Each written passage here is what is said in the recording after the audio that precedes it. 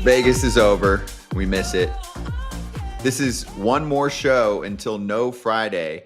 No FT Live on Friday. It is a holiday called July 4th. We're honoring it, so we will not do a live show. There's still content. We'll have stuff on social channels and YouTube and all of that. Braun, Pierzynski, and Kratz, the OG crew here today. We're so busy today, AJ, that we're not going to have time for this topic, so I'm going to bring it up now for a minute. Tightest division race in baseball is Central, East, AL East. AL East. Three teams. Really?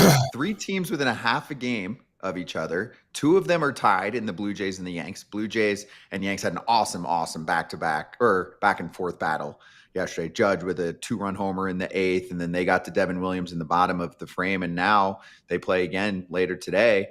And AJ, the Jays have a chance to take over sole possession of first place. So I just wanted to point out that a month ago we're like, well, AL East is done. Yankees will cruise well, the Yankees can't score except when they hit homers. And by the way, to the fan who sent me on Twitter, Aaron Judge hitting a clutch homer, and my response was, and they still lost. So like, don't at me with like Aaron Judge hitting a home run when they still lose the game. Yeah, it was a cool homer. It didn't give them the lead, and Aaron Judge is really good. But this was more in I think, direct comment because of me saying that Cal Raleigh is the first half MVP, not Aaron Judge. So this Yankee fan was like, here's Aaron Judge hitting a clutch homer, and my response again, and they still lost. So yeah, they're tied. The Rays are on their heels. It's going to be a fun race because I don't think the Blue Jays are going to go anywhere. I don't think the Rays are going to go anywhere. And I think the biggest thing is the Blue Jays are finally starting to play up to the potential that we have all said that they've had for years. And, Bo's swinging it good. Vladdy's swinging it. Springer's back.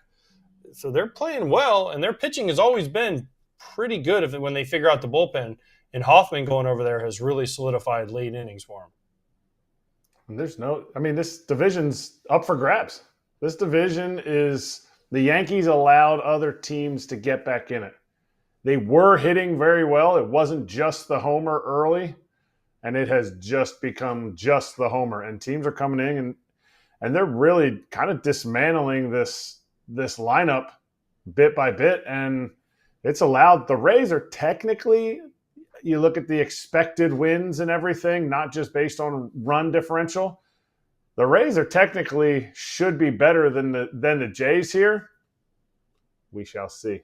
This is the beauty of it. But I would love to see from Ken who's going to be the most active. Because everybody thinks, the Yankees, they're going to make a huge splash. The Yankees rarely go out and at the trade deadline, go out and get a monster. In the offseason, they go out and get their big fellas. I think the Blue Jays might get a monster if they keep this up. This is their time to strike. One word of advice, AJ, one line of advice before we get to news today. When you pick someone over someone else, you're going to have fans come after you and try to justify that other player is good at ball. No one ever it's said, as if some people think that you're like, Judge sucks. Nope. You have to pick for one award. And no one ever said speech Judge. and opinion. No one ever said anything about Judge. And the biggest pat on the back, biggest guy behind that had my back, Dylan Betances is Judge's guy. And he agreed and said that Cal Raleigh, it's only because he's had a historic first half. Now, the season's not over, but he's had a historic first half. And it's hard to when anyone, and again, we're only halfway through. So we'll see. Listen, catcher's numbers usually fade in the second half. He actually got a day off last night.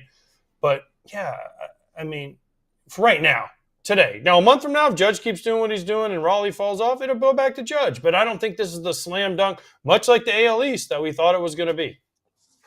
Yeah, if Raleigh stays on this pace, I don't know what else a catcher can do historically to win an MVP award. But anyway, let's table that. We've talked about it a lot. Let's get to some breaking news today. Charging the mound. So the Cleveland Guardians picked up Luis Ortiz in the offseason, and he's given them almost 90 innings, a valuable starter. It's not super effective innings. It's low 4 ERA, but he's eating innings for a Cleveland team that has been treading water. They're 40-44. Here's the news portion of it. Non-disciplinary paid leave. The Guardians put out a statement this morning, And then Ken Rosenthal and the crew over at The Athletic is all over the story. Here's Ken specifically saying that he's been placed on leave due to MLB betting investigation. So there is a probe going on right now. You will not see Ortiz through the end of the All-Star break. So it's paid leave while they see what's going on. And Ken, I was just on with him, wanted me to remind everyone that there is a chance that there is nothing to see here, but it is serious enough that he is sitting out. Now, remember, last year, MLB banned San Diego Padres infielder and utility guy who had bounced around a little bit, Tucupita Marcana, for life for betting on his own team. And the league also suspended 4 other players for a year for betting on baseball. MLB umpire Pat Hoberg was fired earlier this year after it was learned that he shared sports betting accounts with a friend who bet on baseball games. This would be the highest profile case. It's not a household name, but AJ, I mean, he's an effective starter, 26 years old, coming over from the Pirates and contributing to the Guardians this year. Again, I don't want to speculate. This could be absolutely nothing, but we at least know that there is a probe going on and the investigation is related to gambling of some form. Yeah, don't worry about it. Just Rob Manfred will, get rid of you. If you get suspended, don't worry, Rob Manfred will feel bad in a couple months, years, and he can come back. So what's the big deal? I mean, right? I mean, Pete Rose, he can come back. Who cares? You're good, Pete. Sorry. At least you're good. If this comes out to be something bad, you're fine. You're good. You're good. We'll just forget about it. Well, not well. This is rule number 1. I've been saying it from day one, Scott. There's no well. If you bet on baseball, you're out of the game. That's it. There shouldn't be I can come back. You're out. That's it. I'm sorry. That's the way it should be. Tucupita, what's his name? Marcano. But Taekwondo. he's going to be reinstated according to the new rule that Manfred came up with on the fly. He'll be reinstated after his life ends. I mean, that's how they created the rule. was banned for life. He got reinstated after a few years. I mean, he's not back in baseball. I mean, it wasn't for gambling. It was for something else, right? He was on the permanently ineligible list. I don't know if that's baseball. Different. That's what Pete Rose was on. AJ, they make their own rules on the fly. Don't bet on baseball. Don't bet on baseball. That's all I can say. Don't bet on baseball. Don't have your friends bet on baseball. Don't bet on baseball while you're playing. That's it. If you're involved in an organization, don't bet on baseball. Okay, so again, I'll keep reminding everyone, we're talking about this in general. This player might not be convicted of anything according to MLB's mini court that they play, but it is worth the conversation because we did have situations like this pop up last year. We've had this situation pop up in other sports. I've got 2 questions for you, Kratz.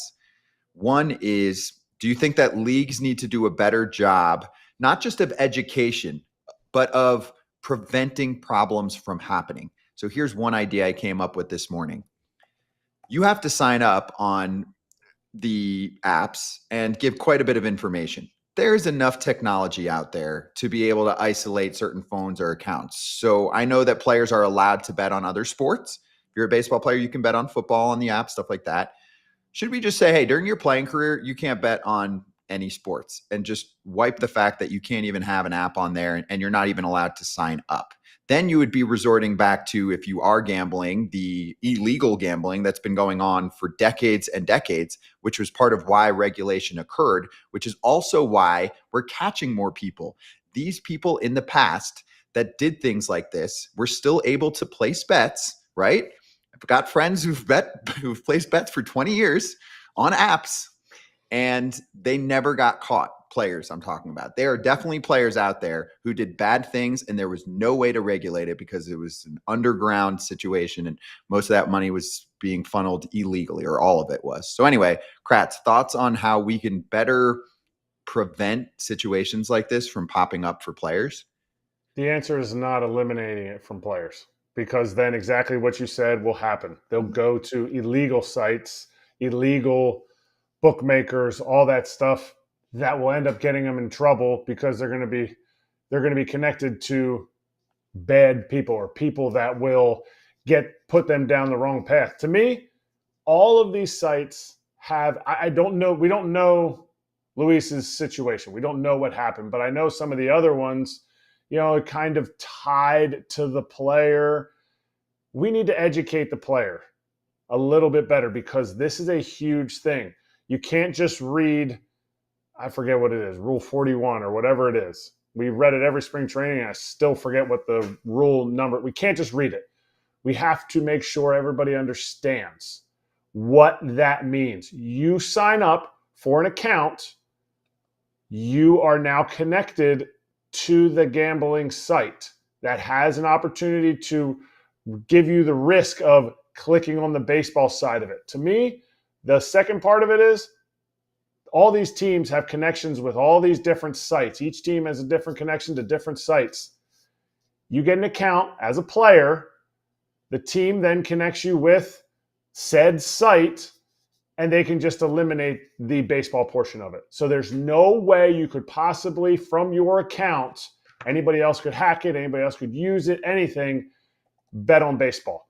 If we're not willing to take that extreme of an effort, then we just can't have players gamble. But then I think that just means, they're going to find other ways to do it in other sports. You can't just go have a guy on a team get an app and say take away baseball, because then they get traded and the other team is traded.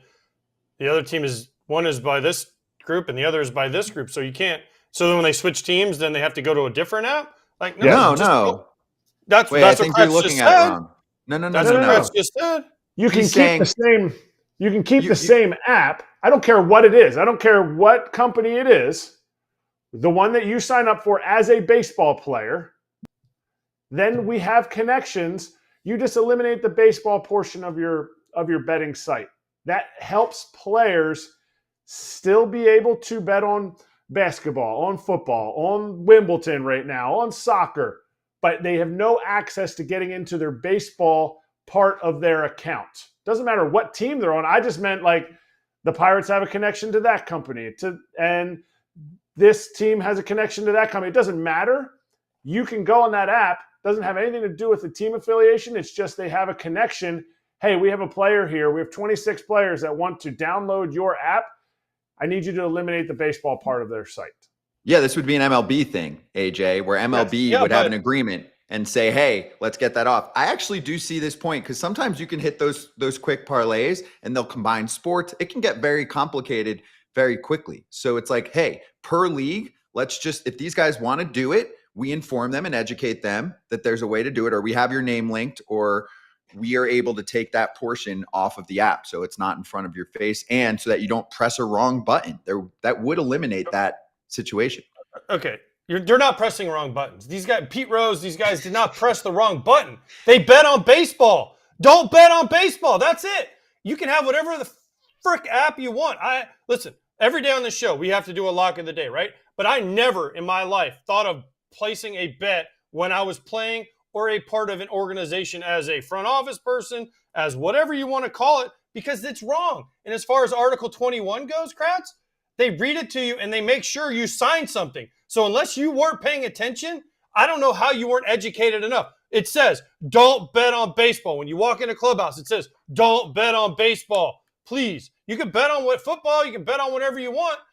So basically we're going to give them a pass because they didn't check their parlay. Well, then you're just dumb. I'm sorry. Because every day when I send my bets in, I have to check to make sure it's the right bet. And then Claudia goes, are you correct with this bet? Yes. Thank you. Okay, now we're going to put it out there for the world to see how good or bad we are at it, okay? But don't give me like people aren't educated. You're not educated because you didn't pay attention. Because this happens every spring training in every clubhouse. You get called up, you're on big league camp, they make you sign Article 21, they read it to you, you're sitting there. So the education part is like steroids to me. If you're not educated, it's because you don't care and you just don't care about breaking the rules. And as far as like getting an app and taking it away, okay, fine. You can't take away every app because you know what they're going to do? If they want to bet that badly, they're going to go to their friend's app and use it. Or they're going to go to their cousin's app or their uncle's app or their grandfather's app or their whatever app they can find that has baseball. If they want to bet on baseball this badly and don't care, they're going to find a way to do it or they're going to go illegal. So by saying, let's take it away, like that's like saying, I don't know. There's so many things that you could run off of this. I don't have one off the top of my head, but let's not, okay, we don't want car accidents. Let's take away cars. We don't want, this or that. Well, let's take that away. Well, guess what? That's not real life because it's not going to happen. It's a great point. That's why I brought it up. I'm trying to think of ways that we can prevent this. Also, let's keep in mind, we're not getting names floated out every week, every month. Like, we've had one situation that popped up significantly last year in baseball. We don't even know if this is a real situation yet in terms of a conviction. This is just an investigation right now. It's not like it's popping up left and right. The one thing I just want to make sure we stress, because you guys are players, you've been in a clubhouse, you played for, decades, right? You've spanned decades in terms of your playing career.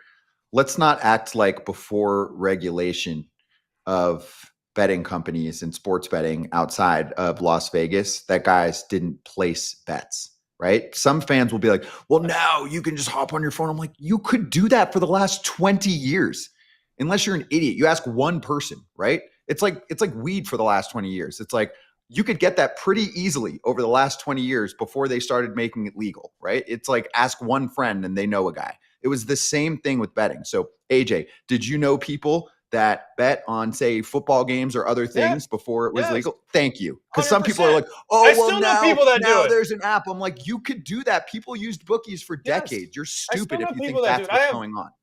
We were just in Las Vegas, right? And there's certain cities, states where betting isn't legal on app. In Florida, there's one app you can use. It's Hard Rock, okay? Yep. Sorry, that's the facts. Those are the facts. You can use Hard Rock. You know how many people I know that don't bet on Hard Rock and they do it another way? There's apps out there that are funneled through. We all know this. Funneled through other countries. And then there's people that, if you don't pay, it's like the movies. They come and get you, right? It is what it is. I mean, I'm sorry. That's real life, okay? But to people bet, yes. Listen, there's pools for the basketball. There's pools for golf. There's pools for football. There's fantasy football. You think money's not passed around in these things? Heck, we saw Tommy Pham slap Jock Peterson over fantasy football. You see more arguments and fights and things over fantasy football than you do over baseball half the time. But it's not baseball. You just can't bet on baseball. That's it. Don't bet on baseball. Point taken. And they need to make the rules. They need to make the punishments strict. What AJ feels is you can yell and scream all you want, but if you don't make the punishments strict, guys are going to always just toe the line a little bit. Yeah. So by the way, fantasy football. A lifetime ban isn't strict enough. I don't understand what else can you do? You're automatically gone from baseball. I'm saying they need to make sure that they stay strict. Because Scott asked me what we need to do from now on. They need to make sure they stay strict because he let the door open a little bit that, lifetime ban means till you die. Well, it means until you apologize, or it means you need to make it strict so everybody stays away. Steroids wasn't strict enough. Dudes are doing it because they're still getting paid. Has to be strict. That's a good point. By the way, fantasy football, when you're dropping tens of thousands of dollars like players do, that's betting. I'm not saying it's not, and I'm fine. Look, listen, but it's on football, so it's fine. I still play fantasy football. Listen, I think golf pools. I was in golf. Listen, who was it who we had a guest the other day that was like, oh, this guy ran all the pools. I forget who it was. I don't know who the guest was we had, but we had a guest that was like, oh, so-and-so was the runner of the pools in every clubhouse they were in, right? I mean, it's just the way it is because it breaks up the monotony of the baseball season of every day. So you go in there and the Masters is on and there's a pool of guys pick 5 golfers and everyone throws in $20 or whatever it is. And at the end, I mean, they do it in every office in America, right? But you just can't bet on baseball. You can do whatever you want. I don't care what you do as far as that. Just don't bet on baseball. Yeah, they're unrealistic fans. I'm sure we'll get one or two in the comments that it's like they shouldn't allow any betting of any kind and drinking and just any other vice in life, right? We're just going to all sit and read a book in the library every day. You're being unrealistic. So make sure you take a step back and really listen to what AJ said. There's one rule. It's just while you're playing, follow it. Anyway, we'll see what happens. Luis Ortiz again. Or when if you work for an org too, if you work like after post, if you're a coach, yes, if you're involved with an organization, you just can't do it. Yes. Very simple. All right, FT fam, we'll be right back. We'll cover the Atlanta Braves, who now lose Spencer Schwellenbach, and their rotation is in shambles.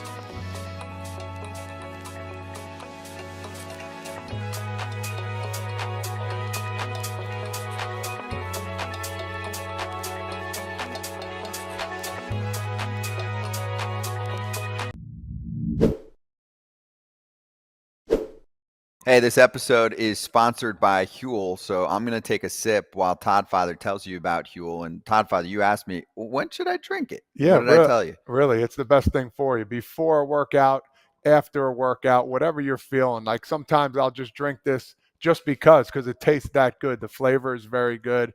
It's going to make you feel, it's going to fill you up too. Good protein, and it's very appetizing. So for you people out there who are starting to work out or have been, drink this. You're going to feel very much energized and very much full, which is a great thing. Yeah, people that are having problems, not having enough time to eat their meals, Huel for you. Or a little post-workout protein punch, Huel for you. Start saving time and money without compromising your nutrition today with the FT offer for new customers. 15% off using the code FAL at Huel.com. 15% for new customers using FOUL at Huel.com. See our description for the terms and conditions. Skip the stress, not the nutrition. Try Huel today for complete nutrition. While we have 2 minutes, what about the impact for the Guardians? Oh, there you go. Kratz, you can drink some Huel. We'll talk about this. I mean, AJ, it's almost 90 innings. I mean, he's in every, he's in the rotation. He's a back-end starter, right? Low 4 ERA for a Guardians team that's 40-44. Chernoff, one of their execs in the front office, was on Jim Bowden's show on the radio the other day and said, hey, I think we're more of a second half team. Well, better get going. I mean, they're within a few games of a wild card spot. This definitely hurts. Is it a major hurt? No. But where are you at on the Guardians? They're 4 games out of a wild card behind 5 teams. So, I mean, they're not catching the Tigers. They're 12 and a half behind the Tigers. They're not catching the Tigers this year. Can they get in a wild card? Yeah, I mean, sure, but so does the Rockies. I mean, come on, let's be serious. No, stop. The Rockies don't have a chance. I mean, come on. I mean, I know. I'm just saying the Guardians, as much as we love Stephen Vogt and we love some of the guys. I mean, I know they're going to get Bieber back at some point. Their offense doesn't score enough other than Jose Ramirez. Losing Naylor was a big deal. I'm sorry, and their pitching hasn't been as great as it was last year, and their pitching has to carry them. And right now, it's not doing it. So I don't. I mean, losing a guy that was 2-9 with a 4.6 ERA, yeah, it's a hurt because you lose innings. But I feel like the Guardians have done a good enough job of bringing guys up through their system. They can find someone else to do that. I feel like it is a major hurt. They traded for him in the offseason because they needed innings. They can't just find innings. They can call guys up, but they can't just find innings.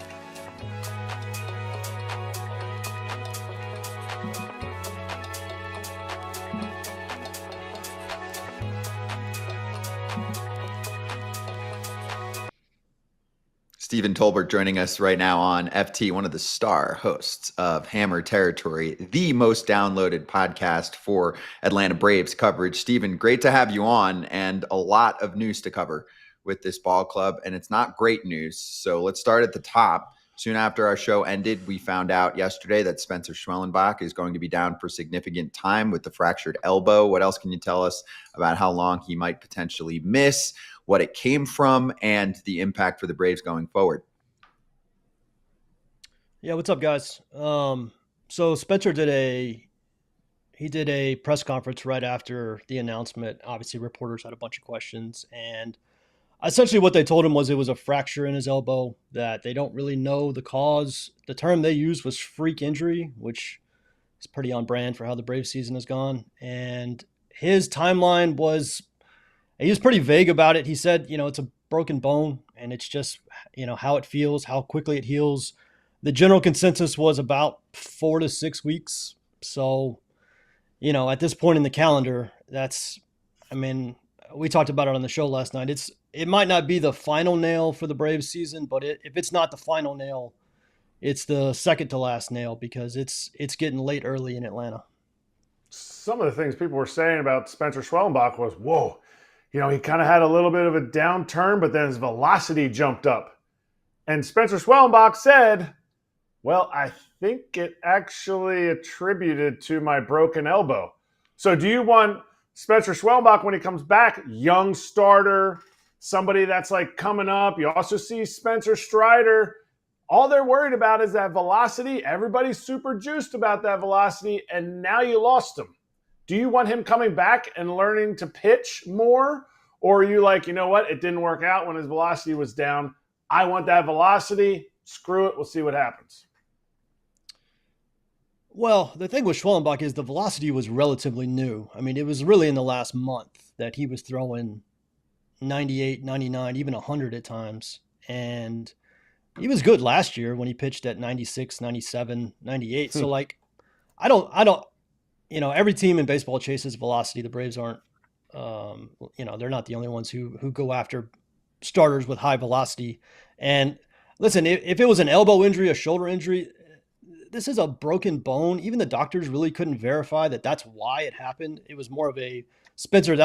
They asked Spencer his opinion, and he kind of that was kind of his best guess, was maybe the velocity had something to do with it. It's a very weird injury for like a non-contact broken bone. So again, the doctors use the term freak injury.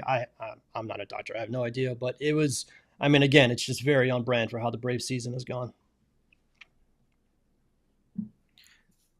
So let's push going forward here with the rotation, and then I want to get to the position players in your tweet about Marcell Ozuna. But where are we at with the rotation and the chances of this team potentially still buying around the trade deadline if they keep themselves more to a 4 to 5 game deficit in a wild card spot? I know Alex Anthopoulos is super competitive. There is still a good core of position players here.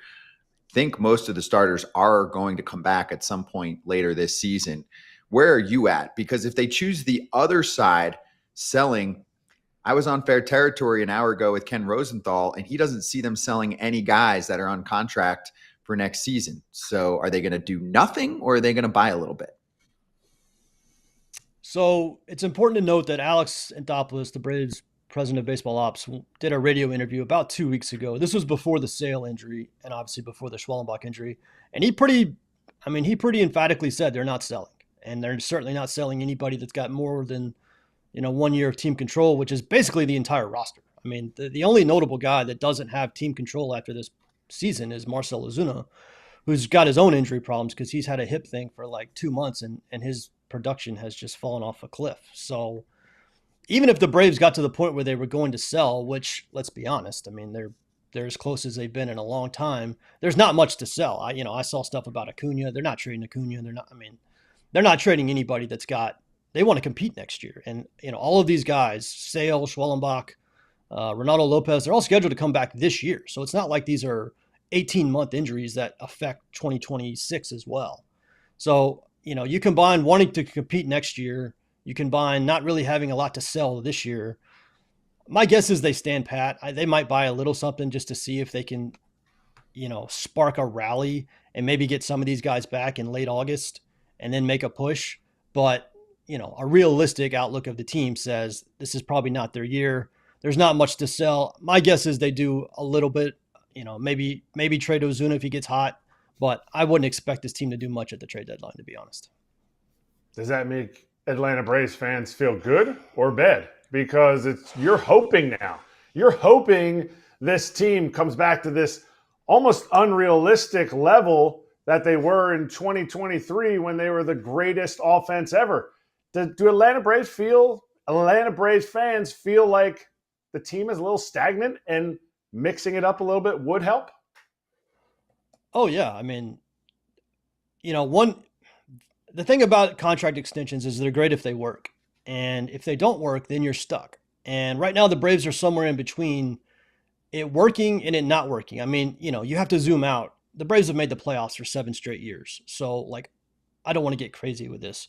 They're still a very good organization. But the last couple of years, especially on the position player side, it hasn't worked. And they've dealt with a lot of injuries. And so now you're in a situation where, do you run it back with the same group? Because you kind of have to. Marcell Ozuna is the only kind of big name guy that's not going to be around next year. Technically, Ozzie Albies could move on from Ozzie. He's the guaranteed portion of his contract is up after this year. So they could do something at second base if they wanted to switch it up. They can always find a shortstop. They haven't had a real shortstop since Dansby left. Profar just came back from the PED suspension. So we're going to see what this offense looks like. They've only played 1 game with him, or at least 1 game since April, and they scored 7 runs last night. So they're going to see what the offense looks like with him in the lineup. And then we'll see what the rotation. All the rotation guys are under contract for next year. So Yes, to answer your question, Braves fans do want a change. It's definitely gotten stagnant, but the contract extensions they've handed out, I mean, honestly, they put the team in a little bit of a box. Like, unless you're okay moving these guys, and Alex has shown zero indication that's true, then you can only kind of manage the roster around the edges. The core pieces are pretty much set. I want to go back to what you said about Ozuna. How do you have a hip torn since June 3rd? And whose fault is that he's playing? Is it Ozuna's fault? Is it the training staff's fault? Like, they haven't. I don't think they've given him a day off, have they? And he has no power. I mean, that's my question: is who is this on? Is this on Ozuna saying I want to play every day, or where's Snit? And I love Snit saying, "Hey, man, we need to give you a day or two to manage this thing." This may be the most frustrating part for Braves fans right now. Is like.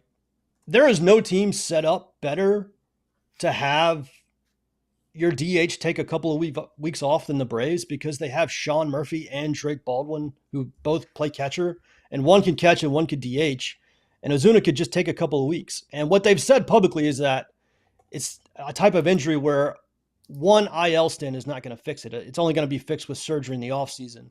The problem with that logic is he's been awful for like 2 months, and he's tanked any trade value he has. He's been, he sits in the middle of that lineup. He's got like a 600 OPS over the last 2 months. Like, okay, you don't want to put him on the IL, but like, give the guy a day off. I mean, that's the part that I can't figure out. Like, why not at least give him a day or two? Again, you have Baldwin, you have Murphy, who've been two of the best hitters on the team that can cover DH for a couple of days. Yeah, AJ, I'm with you.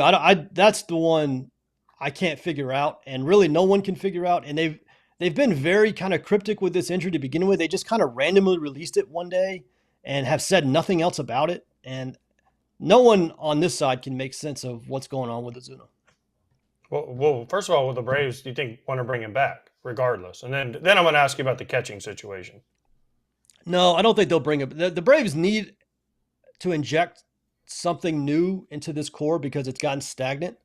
The problem is they don't have a lot of positions where they can do that because they've signed so many long-term extensions. DH and second base are basically the only two spots where they can kind of try to inject some new energy, new life, new blood. So I don't think they'll bring Ozuna back. He's also 35. He's, if you look at Marcell, he's not like, doesn't look like a good 35. Like, he's kind of round. Like, it looks like he might be aging pretty quickly here, and the hip stuff is not going to help that. So my guess is they don't bring him back. He might get traded at the deadline, but again, he's been so bad for 2 months. I don't know who's going to want a 35 DH who hasn't hit in 2 months. So no, to answer your question, I don't think they'll bring Marcell back next year. Round, you said round, by the way, which is great. Round is a shit. He's around. I mean, he's around. I mean, he's around. I mean, he can still hit when healthy, though. So let's He can still hit when he's healthy. I mean, he can still match. He's strong. He's strong as all get out too. But let's go to you mentioned Murphy and Drake Baldwin.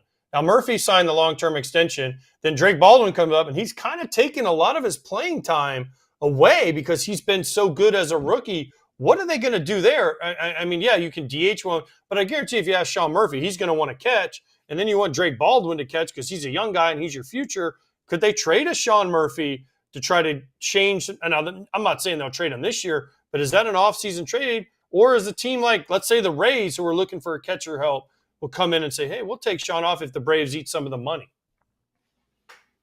Yeah, this has probably been the other big discussion is Drake Baldwin. I mean, came out of not nowhere. He's been on the Braves radar, but nobody expected him to be this good this early. And he has. He's eaten into Sean Murphy's playing time because he's been so good. Now, Murphy has also been good. Murphy's been red hot of late. He's got 3 homers in his last 4 games. Has kind of been carrying the Braves offense lately. So this is going to be a fascinating situation because what do you do? I mean, you have 2 good catchers. Murphy's locked up long-term. Drake Baldwin's just starting his career. I think they're going to trade Murphy at some point. I think they're going to want the financial flexibility to go other places. They've got so much long-term money locked up. They need some flexibility somewhere. Trading Murphy at least alleviates a little salary. Drake Baldwin's clearly good enough to be the starter. I don't know if you can trade a catcher. I mean, AJ, you could probably speak to this better than I can. I don't know how easy it is to trade a catcher mid-season, learning a whole new pitching staff like on the fly in August and September. That seems like more of an off-season trade that you would, try to pull off. But I don't know. I think like Wilson Contreras got traded at one point, mid-season at one point. So I don't know. Maybe you could pull it off mid-season. if you twisted my arm and said, what's the biggest trade the Braves could make this trade deadline, I would probably say Sean Murphy. I just don't know how realistic it is to trade a catcher and have him, reacclimate to a whole new pitching staff on the fly in the middle of the season. It's rare. You're right. It's rare. I mean, it's usually the backup catcher that they bring in. It's going to play some. Oh, now it's a starting catcher, but it's somebody that will fill in as a need. It's rare because of exactly what you said. And I think that's one of those things that's tough to do. But somebody that definitely won't play in the playoffs if the Braves crawl out of this and get a wild card spot is your boy Profar. You tweeted last night, I think, about how he's fitting right into this lineup. How much was that out of frustration for you? And how much was it, this is exactly what we're getting? Yeah, so if you follow, I mean, I live tweet most of these games, and it's been a frustrating year. And obviously, we had just learned about the Spencer Swallow news, and I was already in a pretty pissy mood. And in his very first at bat, he came up with the bases loaded, and he struck out with 1 out. And that's, I mean, if you follow the Braves, that's literally what happens every single game. And so his first plate appearance, he gets kind of 50-50 boos and cheers. Nobody really knows how to handle this at the moment. And his very first plate appearance, he strikes out with the bases loaded and 1 out. And it's like, good Lord, here we go. To his credit, he ended up going, I think 2 for 3 or 3 for 4 last night. He started a rally. He got a 2-out single, and the Braves then scored 7 runs with 2 out and nobody on because he started that inning with a single. And that was that tweet you saw about how he's mastered the art of getting a hit with 2 out, nobody on. And then he came up later and hit a homer. So, Braves fans don't really know what to think of Profar. Quite honestly, I don't know, with PEDs, you guys have been in clubhouses. You've dealt with that way more than any of us. We don't really know how to handle, do you cheer for this guy? He kind of put the Braves in a brutal position from, the first half of the season. The Braves had 0 production from left field for 3 months because he got popped for PEDs. And so, half the fan base wants to boo him, half wants to cheer him. What I know for sure is they need him. They need somebody to hit in this lineup. And to his credit, he came out immediately. First game, he hit a homer. He had a couple other hits. Braves scored 7 runs. So we'll see. My thing is, from a storyline perspective, as a fan of the game, I always want to see what a player looks like coming back from a PED suspension. Is he the same guy, right? We've seen guys go down a notch. That's usually the case. Rarely do they go up a notch. How much do they go down? So anyway, we'll see what happens when Jurickson comes back for the rest of the season, and he's not eligible for the postseason. So that certainly hurts his case if the Braves somehow were getting value out of him and able to trade him to a contender. But he's also got 2 years left on his deal. Anyway, this was awesome. Thank you so much for joining us. And we always appreciate what you're doing over at Hammer Territory. The show's awesome. You know that. But I advise anyone to check it out. Here it is. Brad and Scott, your buddies. Stephen live tweets the games, and he's part of the Hammer Territory crew. So if you want to give that show a little listen or give them at least a sub, if you're on YouTube right now, that would be great. These guys bring it usually about 4 shows a week with Atlanta Braves coverage, breaking news, the whole deal. Thank you again, Stephen. Have a good weekend. I appreciate it, guys. Have a happy 4th. Thank you. We'll be right back with Evan Grant for some Rangers talk.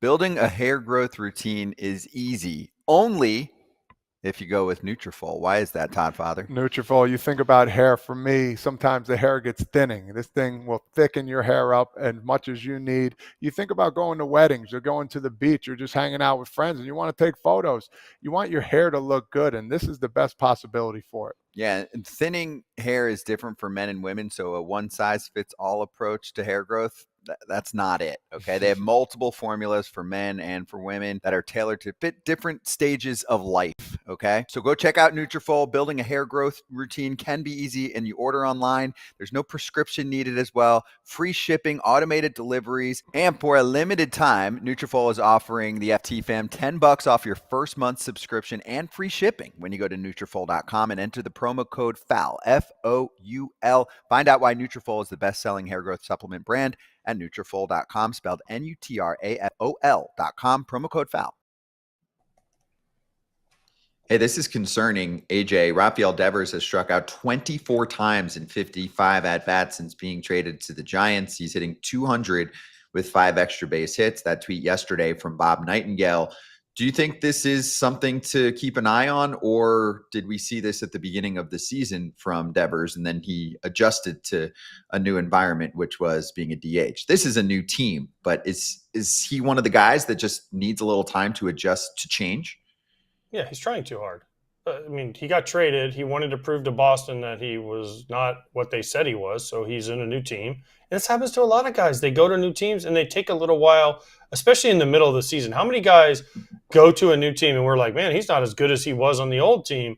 Well, because it's an adjustment period. Everything is different, and you try too hard, especially if you're Rafi Devers and you're a star in this league, and then you just went through what you went through, and now you get traded to a new team and they put all these expectations on you. Just give him some time. He'll be fine. He'll be fine. I mean, it's not like he didn't strike out in his career. I mean, look at his strikeouts. I mean, he strikes out a lot. So to see him striking out is not that big of a deal. He'll figure it out. Just give him a little bit of time. Let him settle in. He'll be fine.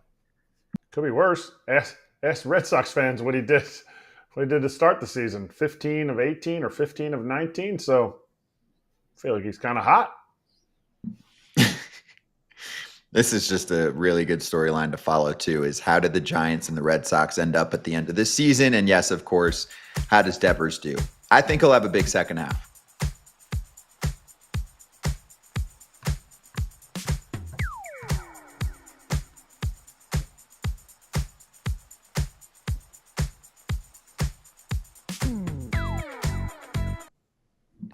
Evan Grant is here from the Dallas Morning News, back on FT. Evan, good to see you. I'm going to give you dealer's choice here to start. Would you like to start with Jacob deGrom, glass half full, or Josh Young, disappointment to go down to the minors? I think Ranger fans need some good news. So let's talk about deGrom. Let's start off with Jacob. Okay, what do you got for us? How good does he look? And how surprised are you that he's on pace for probably, about 160, 70 innings?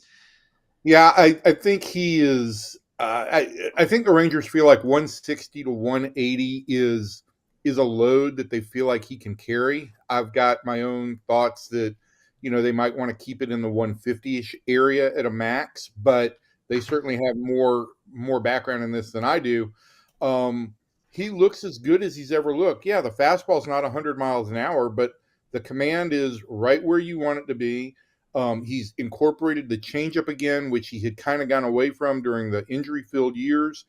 The body language for me is something that's really eye-opening, because it just feels like Jacob is happy, content, and really confident with who he is again. And it showed up.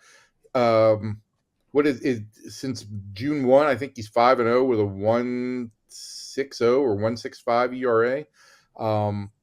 He has been outstanding. It's ace type material. It's a true number one, and it's something Ranger fans haven't really ever had.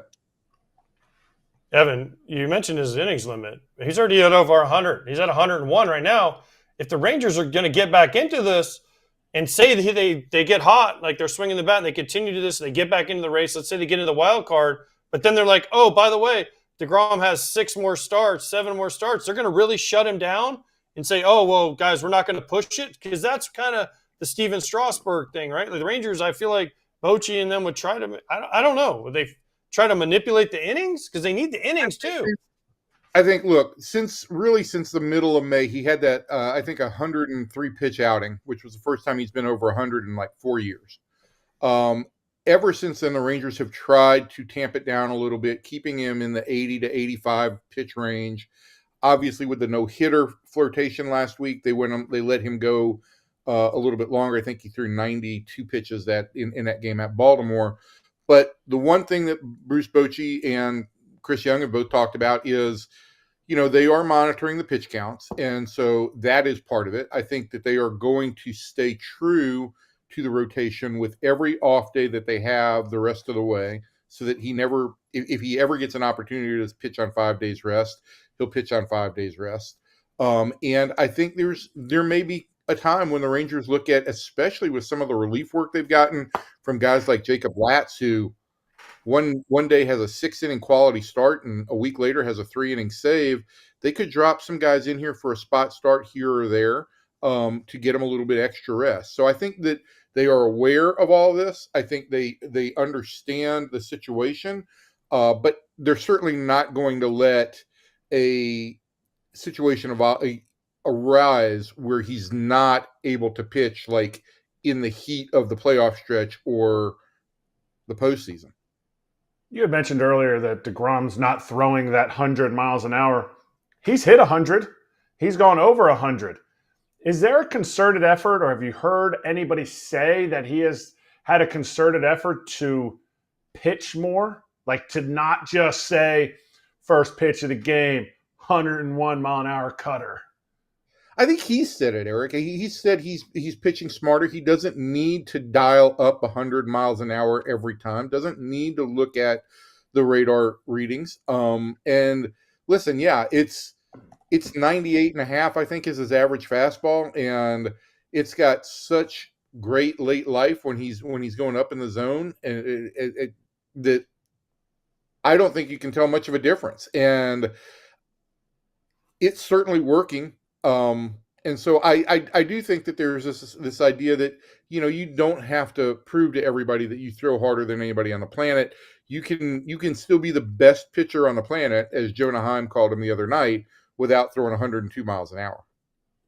Well, he's going to the All-Star game, and he's back. I mean, he's back as long as he's healthy. This is always the Jacob deGrom that we knew. So whether he's throwing 100 or 98, it's not that big of a difference. I mean, he's back. But we got to talk about a little bit sadder news. Josh Young got sent down. I mean, what do you say about this? Because this guy was the future. He was so good in the World Series. He's kind of had injury problems, and now they're talking about giving him a break for his swing and his approach. I mean, he's never really changed his approach. He's always kind of swung at a lot of pitches. He's made contact. So what do you tell him? Go down there and take walks? I don't really understand. I think the biggest thing right now, AJ, for him is, Josh and a number of the Rangers hitters. And I think Boch's perspective on this is that guys were not getting down on time, and because of it, they were trying to catch up, and they have been really susceptible to fastballs up and in and out of the zone. I think the Rangers lead the major leagues in swings at that pitch, and Josh is as bad as any of them. And I don't think the idea is to have him go down to AAA and learn how to walk. But I do think it is like, hey, let's dial things back a little bit and let us eliminate a couple of pitches that you don't need to be chasing. Let's get you back on time, and let's try and eliminate a couple of pitches that put you in bad situations. Listen, last year when he broke the wrist because he exposed himself on a swing on a pitch that was off the plate. And that's a dangerous situation for him. So I think that is one of the projects there. I do think that this is a guy who is swing happy. There's no doubt about that. But I also think you look at Josh, he's a streaky hitter. And so if he's not going well and he doesn't walk, then what you get is what you got in June, which is an absolute zero. The Rangers can't have that. I think they've got to teach him a little bit more plate discipline. Not going up there searching for walks. I don't expect him to become an on-base machine, but I do expect them to try and get him to hone his approach just a little bit. How is this something that wasn't able to be taught to me, I thought a star, like AJ said, in the big leagues? Is it inconsistency from what he's getting from the hitting staff? I know there's a different hitting coach now. Is it him going outside of the hitting coaches? Is it where is that falling, and who is to blame? Ultimately, a player's to blame, but the organization needs to be able to teach him this and get this across to him in a big league level. Erik, how do I put this? For so many players that I have covered over my career, stubbornness is their greatest asset. And it remains their greatest asset because they know who they are and they know themselves better than anybody else until it becomes a detriment. And I think that's the case with Josh as it is with so many players. He really does feel like he knows himself pretty well. And I think he's gotten himself into a rough spot. And now he's going to have to learn how to be able to accept some other voices, accept some other input, and maybe accept some other thoughts a little bit better. And that's a big adjustment. To your point, right, this is a guy who came out in 23, was really hot the first half of the year. But he was hot. He was hot at the plate. He didn't walk a ton, but he's never walked a ton. And I think it's now being exposed more that he's been in the lineup every day as opposed to the second half of 24 or all of 24 when he was really out of the lineup for most of the year, and the second half of 23 when he dealt with that fractured finger. Yeah, what are they going to do? Is Josh Smith going to take over at third base every day? Is that kind of their answer? What's their plan? I think they've got a couple of ways. Josh Smith is going to get a lot of time at third base. Against lefties, I think they will play Ezekiel Duran at third base. They'd like to get Zeke a little bit more runway. He's still a guy that they feel like there is real talent there. He's just not had much everyday play for the last 2 years. And I think the Rangers would like to get him in a little bit of a groove, and they've played him a little bit more regularly over the last week. So I think those would be two options, but I don't think that this Josh Young situation is going to be a long-term deal. I could see this lasting until the All-Star break, and he's back when they face Detroit and his brother Jace in the middle of the month.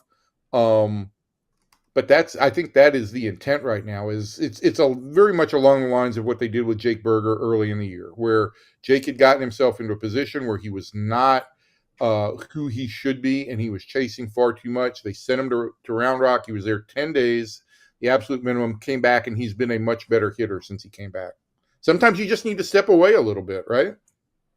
That's always good. Stepping away is always good. Are they going to step away from any of their players at the trade deadline? God, you become such a master of the segue. It was your words. I used your words. It's not mine. He's an everyday host. My words and turned them into a segue. Do I think, though, I think there's still a lot to be determined. They are a game under 500 right now, but only 2.5 games out of that last wild card spot. I don't know that they have proven to anybody exactly who they are, unless it's a team that's not nearly as offensively talented as they thought they were. The last 3 or 4 games have been nice, but it's also been against a team that, fired its manager and is really not going anywhere. They've got this tough road trip that starts with San Diego on Friday. They finish up with their first 3 games against the Astros in Houston. And at that point in time, I think they'll have a better idea at the break which way they're going to go. If they're going to make trades, if they're going to be a quote-unquote seller, they're not going to sell Jacob deGrom. They're not going to sell Nathan Eovaldi. Chris Young said in flat words to me the other day, we have no interest in trading either of those guys. So, and with Tyler Mahle out and probably out at least until the 1st of September, that's a pitching arm that they don't have much ability to move. So I would look if John Gray gets back at the All-Star break, or shortly thereafter, and they get a couple of outings from him. Maybe he's a guy they could move.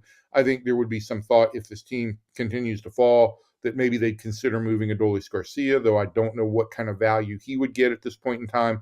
And they've certainly got a number of veteran bullpen pieces who have been really effective this year, from Hobie Milner, who would be a nice left-handed fit for a lot of teams, to Sean Armstrong and Jacob Webb. I don't know if they would trade Robert Garcia at this point in time, but I think they'd certainly listen. Okay. But we don't have time right now, but I was going to ask you what's going on with Jonah Heim and Higashioka, because neither one of them, and Heim we thought was going to be a star, and he hurt his wrist, and he hasn't been the same since. It's been all year now. So we'll have to get into that, because since you're our leader in all-time appearances as a reporter, next time we'll get you on in like a week or two. We'll have to ask you about those guys. But what I want to talk about is, you mentioned Chris Young. Chris Young's been in the newspaper a lot more than he wanted to, especially the last 24 hours with what Kevin Pillar said. Now, I was sitting there when Kevin Pillar said it. He didn't mean anything bad by what he said at all. He was just giving his thoughts on basically what he thought was going on there. And I've heard this from not only him, but other teams too, guys don't take BP, guys don't stretch together, guys don't really do anything together except for that 9 innings when they're on the field. And then as soon as the game's over, everyone breaks up. It's not just a Rangers thing. It's kind of an MLB thing in the way guys are brought up. So then Chris Young had to answer it. Then the Rangers won. The Rangers social media kind of trolled Pilar. Like, he didn't mean this mean. He was just giving his observations. What are your thoughts? And I saw you wrote an article about it.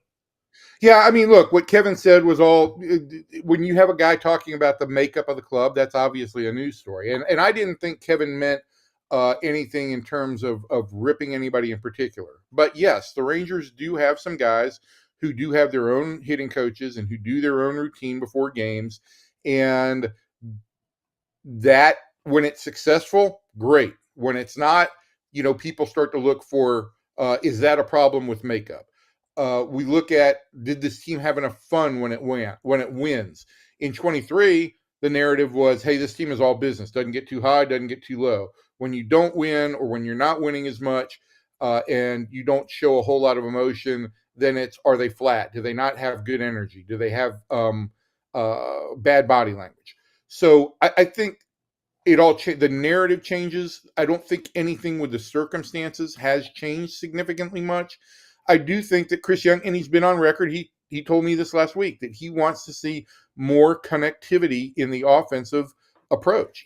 I think this is, as you said, AJ, it's something that goes on throughout baseball now, right? Guys take their at-bats, they go back to the dugout, they get right into the iPads, and they're analyzing their swing, and there is not that ability for guys to talk baseball or to read pitchers or to have some feedback for everybody else, because they're so involved with themselves. And I think, Chris Young is kind of an old soul. I think he wants to see that team element function a little bit better. And so I think that's something that Kevin talked about that is real, and it's real for every team. That is the thing that I think that needs to be reiterated here is, I think this is why we've seen offensive approach dwindle and offensive numbers dwindle, I think, because there isn't a better approach throughout the game to game situations and team-oriented bats and doing what you need to do to make sure you maximize run scoring opportunities. From a fan perspective, yeah, it is crazy to actually hear someone say, I don't see most of my teammates until I step on the field for game time. And again, that's something that I know spans all of Major League Baseball, although there are some teams that have a lot more of this than others. My follow-up here is, does Brett Boone help this at all? Have you seen any changes like that since he took over? Because he was on our show after a few days of getting the job and brought up what you're talking about. So again, I'm like, okay, cool. A team that's playing 500 ball can use something like this as motivation. But really, Booney showed up and was like, guys, you need to watch the game a little bit more. Yeah, I think that's part of the reason that Brett was brought in here, was bring in that player's perspective, bring in that guy. Look, Booney told me this story the first week he got here, that he related about a situation with Edgar Martinez when they were both together in Seattle, and Edgar talking about a team approach to an at-bat that he took when he didn't need to take one. And he's related that to these players. And I think that is all part of the message and part of the reason the Rangers wanted to bring in somebody who had significant major league playing experience, so that they could talk to the players at the same level that they are dealing with, who has dealt with the same issues that they are dealing with.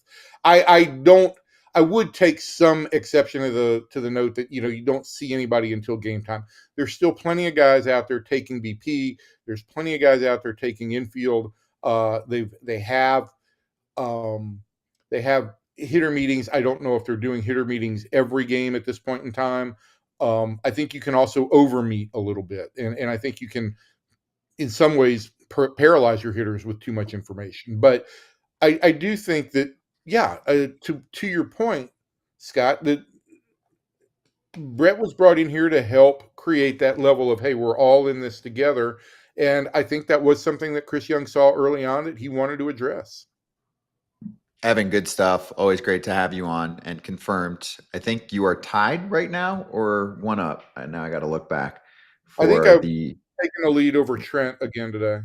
Oh, yeah, there you go. Yep, one up over C. Trent for most non-insider, Ken Rosenthal type appearances. That's different. But I think lucky number 13. Evan, good to see you, man. It's great seeing you guys. And I'll just point out, Trent and I both University of Georgia fans, top of the list. You know where to go for information. Usually not They're right, nice but we people. go there. They're Usually nice not people, right, those but we Georgia go there. fans. Don't worry, I'm coming to Texas twice in the second half, so I'll expect the royal treatment from you. You will get it after I finish this wrestling story that I'm working on for AEW's big show in Texas next week. Oh, it's Nice. at Globe Life too. Yeah. Yeah, I like let's that. go. We'll be on the lookout. Dallas Morning News, Evan Grant. Give him a follow on Twitter as well. Evan, thank you.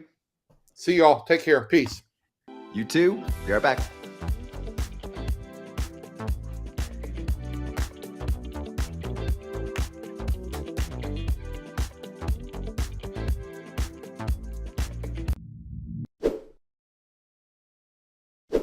Kratz, I am actually in the market for a new car. Yes. Wow, that's A big. used car up north so I can drive very far to Todd Father's studio And to my house. and to your house And on you occasion. want confidence, right? I You don't want to be confidence. confused Yes. because I'm confused. Transparency, Yes. which is big on our show. And just the confidence part is what I stick with because it's like, I got to check another site. I got to check this site or that site. It's all in one place. I know I got the best deal for what I'm getting. Take the guesswork out. It's called Car Gurus, cargurus.com to be exact. You can buy or sell your next car today at cargurus.com. Make sure that your big deal is the best deal, and also they'll connect you with trusted dealerships when you're ready to go, ensuring a keyword here, transparent and hassle-free buying process. They are super popular. Go give them a look. cargurus.com, cargurus.com. We just learned about, I believe, our third participant in the Home Run Derby coming up. And I think it also helps once you find out that you're going to be an all-star. Although, wait, I don't know. Did he officially get announced yet or no? James Wood, by the way, is making the Derby. He's not announced yet. No. Okay. Well, he's going to be an all-star. James Wood is in the Derby, and he will join Cal Raleigh and Ronald Acuna Jr. This makes sense. Totally. Young star. And hopefully it makes my arena club go up. So, yes, I love this. We want young guys that are stars on the rise to do this, and we want to see them. That's why I hope Junior Caminero gets in also. From somebody I talked to with the Nats, his home run, like his swings in BP, even when he's not trying to hit homers, he hits homers. These are the kind of guys that do it, especially when you get a young guy in there like that. Nats fans, don't worry. It's not going to ruin his swing. It's not like he'll be fine like he's like 16 years old. But he's got ridiculous pop to every part of the ballpark. And from a marketing perspective, I know James isn't necessarily worried about this, but for the game's purposes, this looks like a guy who's going to be a star for a long period of time. More people need to know who he is. Great opportunity is to do a home run derby early in your career. The Nationals haven't been good for years now. Wood is new to the scene. This is his first full year. Perfect. Perfect timing. Perfect person to put in here.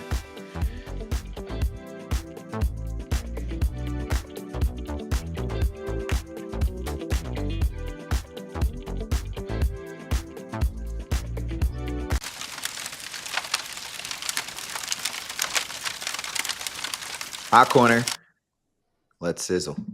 So first off, I want to announce a giveaway contest opportunity. It's on ChatBCC. It's a trivia game that they whipped up. So you'll get a set of questions about the 2025 MLB season. You go on there, you press play now, head to foulterritory.chat. The winner with the top score and the fastest time will score an authentic MLB jersey of your choice, up to $400. Most of those authentics are in the mid 300s. So we've got you covered there. Contest ends tomorrow, July 4th at 11:59 p.m. Eastern. So sign up at foulterritory.chat. It is completely free to join the chat. It's what we're using for a lot of the questions, right? YouTube eventually ends. We're only live for a couple hours to take those questions during the show. This is our opportunity to interact with people all the time. And we continue to obviously try and give giveaways out there, contest form. as much as possible. So I'd like to see how AJ and Kratz do. I'm going to participate in the trivia game a little bit later on, but we can't win. So one of you can go play, and whoever has the best score, if there's a tie, we'll do a drawing with the people who finish at the top. Good luck Scott, to you all.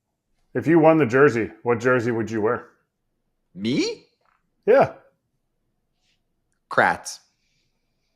Which team? You can't just say Kratz. All of them. Custom. Custom. Just a bunch of like a NASCAR looking jersey, just tons of team names on it, logos. Have you seen when someone shows up with the 50-50? It's the most It makes the most sense when it's like a parent and they've got two kids playing, but sometimes you even see fans do it. So I would do one where they have to do 12 organizations, split them all up, and then I'd put Kratz on the back, and maybe the front would say Grinder and would just have the little logos all at the top. AJ didn't play for enough teams for it to really go viral. I mean, he played for a good chunk of teams, but Kratz, how many organizations? 12? I mean, 9 in the big leagues, but if you do all 14 organizations that I played for, he does some minor league jerseys. But who would AJ wear? Because it's not a Florida jersey. Who would you wear? I'd probably get a Shohei jersey and then get him to sign it for me. Or that's probably what I would do. That next time I do a Dodgers game, I'd sneak the Shohei jersey in and say, "Hey, Shohei, will you sign this for me, please? Pretty please." And hang it on my wall. I'm not going to sell it, but that's probably what I would go with. I think a Shohei one. That's what I was leaning towards. Okay, I was going to ask you. You would do Shohei, and then you guys are going to try to make it historic to get it signed. Or the Shohei, the one with the gold letter for them winning the World Series, one that's a little more rare than just the regular jersey. Or get an All-Star Game jersey and have him sign it. Something like that. Be cool. What about a Kevin Pillar Rangers jersey? So let's get to KP here. We had him on the show yesterday. He was great. He announced his retirement. We started asking him about his play this year and being briefly on the Rangers. By the way, KP will be hosting an upcoming show very soon, this month. So look out for the exact date shortly. But let's roll KP's comments first. I thought they would be a little bit tighter as a group. I thought it would be like kind of like my experience in Atlanta. That was probably one of the tightest groups since, I was in Toronto. It's like everyone just, pulled on the same rope. Everyone wanted to hang out. Everyone wanted to do everything together. Everyone, winning was the most important thing every day. And, when I got in the clubhouse in Texas, there's a lot of talent in there, and there's just a lot of individual stuff going on. A lot of guys are doing their own thing. You might not see people till the game goes on. Until the game? Guys are kind of just doing their own thing, whether they have their own and there's not a knock against people that have their own routines, right? Some people, have routines where they do like training room and they do their own stuff in the weight room. They have everything kind of timed out. As you get older in the game, you earn that right to kind of like, this is how I go through my routine. No BP. Yeah, not a lot of BP, not a lot of, stretching together. And I just felt like maybe for me, just being kind of the outcast, because it's a lot of the same guys there that won the World Series. So maybe I was kind of on the outside.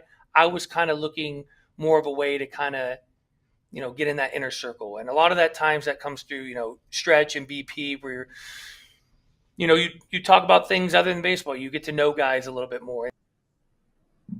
And then Chris Young, who's leading the front office and is a former player and led the team to a World Series title in 2023 with the roster that he helped to construct. So did John Daniels, who he replaced. Anyway, he said, quote, "Kevin's a really good guy. I don't think he means to cause any harm. I think he just probably got asked a question in a moment and gave an answer without maybe understanding the repercussions for the team. He's a good person, and, I wish him the best, and we're grateful for what he provided to the Rangers." AJ, what are the repercussions for the team? It's not that big a deal.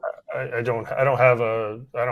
mean, he said what he thought. I don't understand what the repercussions were.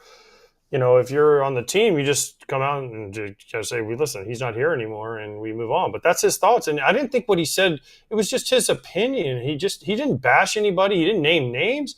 He just said, hey, I thought it would be closer. It was different experience. Listen, I was on 7 big league teams. Every experience, every year was different from one year to the next. It wasn't the same. Guys come and go. Guys lose. Guys change. But that's the way big league baseball is now. Guys don't hit on the field. We know this. Guys have their own hitting coaches. Guys have their own pitching coaches. Guys are in the training room. Guys are here. There's so many places now in these clubhouses to hide. I didn't think this was that bad, what he said. Of course, Chris Young has to respond like Kevin Grant said, because it kind of called the culture into question and they're not winning. But if you know the Rangers guys, they don't have a lot of talkers. And that's not a bad thing. That's what the Rangers have. Semien, Seager, even deGrom, Evaldi, they're not big talkers. They're not really throwing it out there a lot. That's the culture they have. So that's the way they work. They won a couple years ago. It hasn't worked last year. It hasn't worked so far this year. But every team is different. Kevin went in with one thought. It was a different way. I went into certain teams thinking it was one way, and it was different. It's just the way baseball is. It definitely is clubhouse to clubhouse, but it's also like, how does that clubhouse assimilate somebody from the outside? It's easy for them to be like, yo, Jacob deGrom, like, welcome, dude. Like, we won a World Series last year. Like, welcome in. This is going to be so great. And then, like, the 20th to 25th man, how do they bring him in? KP was there on a 45-day contract. They don't see him as like a long-term piece, but how do you assimilate everybody into this group? Because everybody will tell you that when you win a World Series, when you make it to a World Series, that group is always tighter than years that you lose. You can't fake that. You can't fake it. I've never been on a losing team or a 500 team that was like, man, that was just the best group of guys I've ever been a part of. Like, no, you have a better time winning. And they weren't winning. And KP was just telling you what he felt. He saw some pretty brutal, like, togetherness teams with the Blue Jays early, and then they all started coming together in 15, 16. They started being playoff teams. He saw it with the Braves. He mentioned it there. That's how you win. You bring everybody, and everybody feels like they're a part of it. And he didn't feel like they were a part of it. I don't know about CY's comments. I think it's like, maybe it's something that CY hasn't seen, or maybe he has seen it and he didn't want to say, no, that's not how it is here, because maybe he knows it's true. Fans are going to look at things, or just the general public's going to look at things and be like, oh, KP's accusing the Rangers of being selfish. Well, newsflash. Every player has a level of selfishness. They have to have some individual statistics to back up what they're doing to an extent, or they're not going to be on a big league roster. I mean, the team can be absolutely thriving, but if you are not, you're going to be in trouble in 9 out of 10 cases. If the team is winning, you kind of get a different pass. Your numbers look better. If you're on a 115-win team and you don't have the year you had, people will find ways to say, well, he contributed in other ways. Now, if you're on a 115-loss team, then they're like, man, what's wrong with this guy? Well, he didn't have the year. He's part of the problem. If you win, and Kratz will back me up on this, if you win, it cures everything. You can have the worst year of your career, and you win, and everybody's just like, he was on the World Series winning team. And then the next year, you get kind of a pass, right? But if you're on a bad team and you do crappy, that's when you're like, I don't know about this guy. No, I know. I mean, they find a positive in what you did to help the team. But I'm giving you guys the examples that pop up pretty frequently. Like last year, Jose Abreu, again, not playing well on a playoff team. And they're like, we need to make the playoffs. We need to keep getting ourselves better. This is a well-respected guy. They were playing. That's a bad example because they played terrible. They got off to an awful start. He couldn't even catch a ground ball at first. So they had to. They were awful at the beginning. They were awful until they got rid of them, and then they took off. Okay, but you're talking about wins and losses. What about Lamont Wade this year? Not hitting. Giants were in a great spot in terms of wins and losses. They need to improve the offense to keep continuing down the line. And they're like, hey, this is a guy we're going to cut. He was the spot. I'm talking about, he was the spot that they could get rid of and find someone else, though. That's you're nitpicking players here and there, right? I'm talking about a team that's going really well for a long stretch of time. And I'm not saying Lamont Wade was having an awful year, which is fine. But the Giants, what did they need? They needed offense. We'll use Orlando Arcia with the Braves the last couple of years, right? He wasn't great offensively, but they're like, oh man, we're winning, but his defense is really holding the middle infield together and this and that, right? There's ways you can figure it out, But if you're just – there's also a line, Scott, where you're just so bad the team doesn't care. And they're like, listen, we got to find somebody else. And that happens too. Yeah, that's not where I was trying to go. The other thing is there was a lot of comments like, oh, well, he got cut, so he was pissed and going after them. I'm like, dude, he played a long time. He could have played the whole season with them and not played a lot and then still said the same thing. And he did that with the Braves, right? He wasn't getting a ton of playing time with the Braves. And he pointed out how he felt like there was a lot more cohesion, and the Braves are a mess this year too. So anyway, let's take a break. Let's come back and get to all-star starter announcements that were made last night.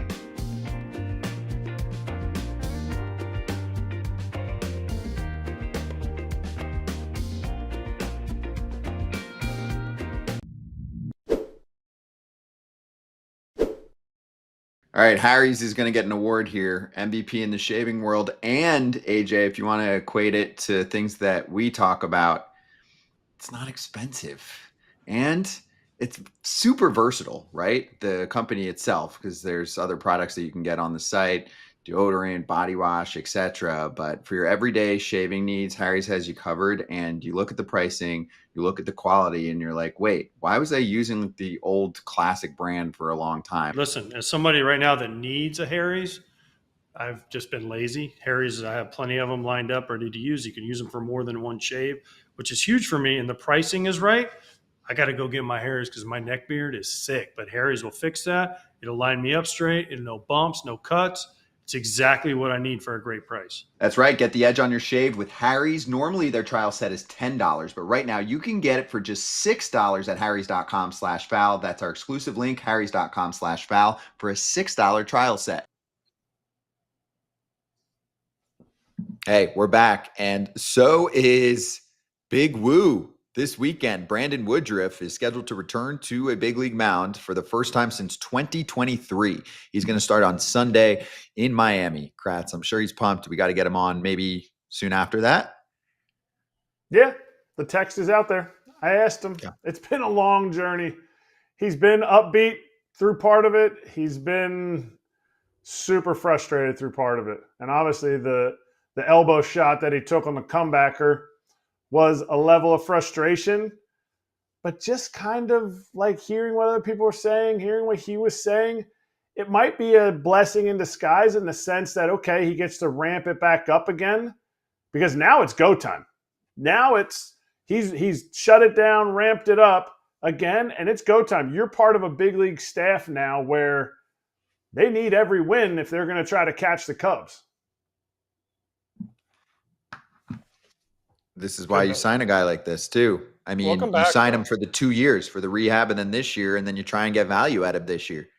Welcome back to him. And I'm happy that Big Woo's coming back because like you said, it's a long rehab process. He's been so good and he's such a good guy. And yeah, they need him if they're going to catch. They're only 3 games back of the Cubs. And we kind of thought that division was over too. So if he can come back and give them some quality stuff, maybe the Brewers can do it again and surprise the crap out of everybody. Brandon Woodruff, to me, in terms of impact, when you watch him, had like the Tarek Skubal light to him. We'll see.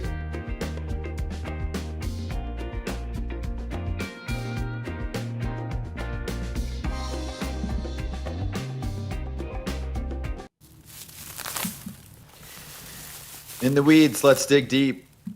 It is powered by Arena Club. Use that code FOUL on the app. We'll show some cards as we're talking about all-star starters that were announced. Let's look at the National League first. Will Smith's catching. Freddie Freeman's at first, his teammate on the Dodgers. Ketel Marte made it at second base. Manny Machado beat out Muncy for third. Lindor finally gets an all-star start as Met. Acuna, Pete Crow Armstrong, and Kyle Tucker in the outfield, pointing to really the reason why the Cubs are so damn good this year in the National League Central with the rise of PCA and the addition of KT. Shohei Ohtani at DH. Anything you like, don't like, want to pick out? Did Acuna do enough? I know he did a lot in the little bit that he had. Was it enough to take over James Wood's spot? Doesn't matter. This is fan voting. The fans vote who they want to see. It doesn't matter. I mean, whether he played one game, if the fans vote for him, did he do enough? Probably not if you're looking at just the numbers, but it helps that the fans love him. He's popular. He's exciting, and they want to see him in the All-Star game. I mean, that's basically, it's a popularity contest. That's it. James Wood's going to get in. My Arena Club card that I have, rookie card, going to go up. So he's going to get in. He's doing the Derby. But listen, it's a popularity contest, and this is what we want. We want fans engaged. We want fans to vote. They voted Acuna. Good for him. Go enjoy it. And it's in Atlanta. Don't forget, it's in Atlanta. Yeah, that's big. That is big. I mean, you're That's why marketing the Freddie, sport. you can make an argument for Freddie, and other guys at first base could have taken him over, but it's back in Atlanta. Freddie gets to go back to Atlanta. It's a big deal. I'm sorry. And you know what? Happy for Lindor to finally get his start. I mean, most of these guys, this is right, most of the list. I mean, Acuna is really the only one you could say, he doesn't deserve it. Maybe, but still, he does. I'm not saying he doesn't deserve it. I'm saying because he played – I mean, if you're going to talk about the amount he played, he could be an MVP if you're only going by the amounts, the at-bats that he played. But I always question that. But you're right. You have one Atlanta starter. That's good. It is. And I do think there should be some track record involved to not make it solely based on first half stats. No? I mean, First half. Yes, it's first half. And sometimes it carries over. If you're a postseason team and the fans know you from the season before, it carries over. It carries weight. That was the World Series for Freddie. That's what I'm saying. The only guy you can make is Michael Busch. You could say, all right, the Cubs. But Freddie Freeman, they're 2 points OPS. Busch is higher. And then Pete Alonso is the one. But Pete Alonso is probably going to get in on the backside on the player voting, so you don't worry about it. I don't know. I mean, we're trying to split hairs here, but Freddie Freeman, congratulations. You deserve to get to go back to Atlanta, and you kind of get to go, I won a World Series, and I'm starting in Atlanta in the All-Star game. You should have signed me. Okay, let's go to the American League. Cal Raleigh's catching, shocker. Vladdy Jr. gets first. Gleyber Torres is looking like one of the best offseason pickups. Man, change of scenery is doing him well. Jose Ramirez at third, no shocker there. Good for the fans getting Jacob Wilson in there for an A's team that is very, very small market right now in Sacramento and not getting a ton of attention, but people recognizing how special of a season that Wilson's having. Then you've got Judge, Riley Green, and Javi Baez in the outfield. Ryan O'Hearn at DH with a big thank you to Rafael Devers. That's cool. Javi Baez is the story here. I mean, Jacob Wilson obviously is awesome.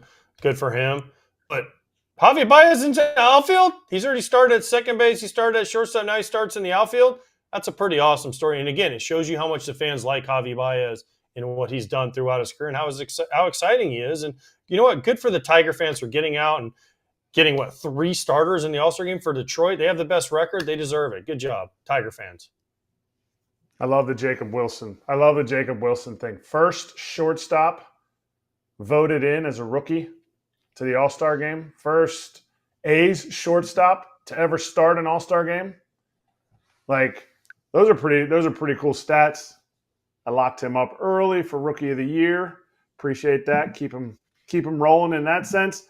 My 2 things, Gleyber Torres, and we already hit it with the National League, Kyle Tucker.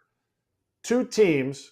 We have a league where a lot of teams cry, I can't get this guy. Everybody always gets the free agents. We don't get those guys. They were both clearly available. Kyle Tucker in a trade, Gleyber Torres on a 1-year deal. Now they're starting in the All-Star game. Just look at your team. Did your team need a guy like that on their roster? They were available. If you're going to whine and complain about, we can't get any of these big-time free agents, neither of those 2 guys were big-time free agents, but they were available to every team. Yeah, 2 quick notes here on the way out. Number 1, we haven't seen an A's position player start an All-Star game since Josh Donaldson in 2014. 2014. Over a decade. It's a long time. That's what I'm talking about. Obviously, the A's have had a lot of bad seasons in the last 10 years, and also their household names have not gotten in. I guess not as a starter. We have to look back, but I mean, that's the note. I didn't get the note, but we got it from an article, so hopefully it's right.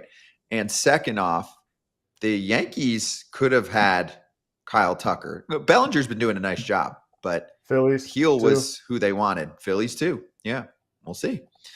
All right, Jack use the Wilson. code FOUL. Jack Wilson had 1 All-Star game, and now his son already tied him in his first year. Suck it, Jack. Yeah, you want to go get yourself a Jacob Wilson rookie card? arenaclub.com/foul. There's slab packs. Open it up. Get rid of all the common card crap. Get something good. Use the code FOUL, 20% off for your first slab pack. Or if you're just looking to buy a card, this is the spot now. Keep it in your showroom. Get the card physically. Or if you're looking to kind of buy stock in the card and then sell it off, this is the platform. FT fam, we'll be right back with Andy McCullough. We got to get to Clayton Kershaw's 3,000th strikeout.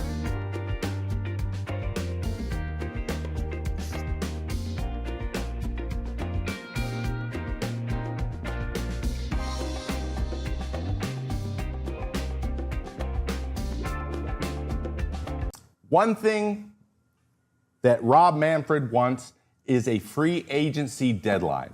So what a free agency deadline would be is there would be a point in the winter, probably close to spring training, within weeks of spring training starting, that is the last day you can sign free agents.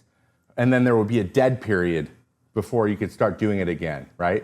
Some sort of mechanic that keeps these big negotiations from going as long as they have.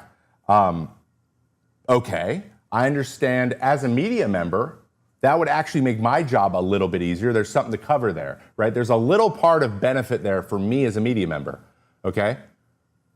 So great, a little bit of media member love for me.